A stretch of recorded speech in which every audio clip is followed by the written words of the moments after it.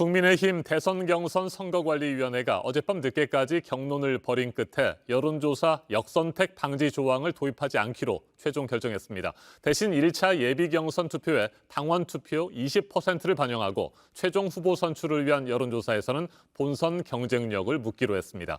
본격적인 대선 경선 시작에 앞서 갈등의 뇌관은 일단 제거된 것으로 보입니다. 정용환 기자가 보도합니다. 국민의힘이 대선 경선 여론조사에 다른 정당 지지자를 배제하는 역선택 방지 조항을 결국 빼기로 했습니다.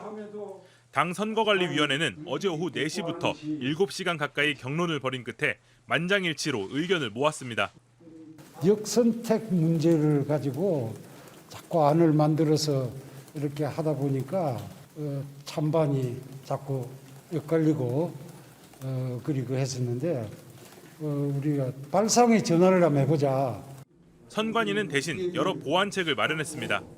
먼저 일반 여론조사 100%로 진행하려던 1차 예비경선 투표에 당원 투표 20%를 반영하기로 했습니다.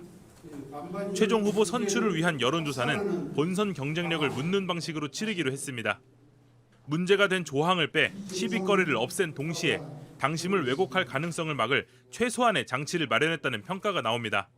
함몰이 되는 경향을 이제 과감히 탈피해서 보다 한 차원 높은 차원에서 전체 대선을 보고 우리 후보가 얼마나 더 경쟁력을 가지고 최종 대선에서 승리를 해서 정권 교체를 할 수 있을 것인가에 목적을 두고 당초 당의 결정을 따르겠다고 한 윤석열 전 총장이나 최재형 전 감사원장, 원희룡 전 제주지사 측은 다른 의견을 제기하지 않았습니다.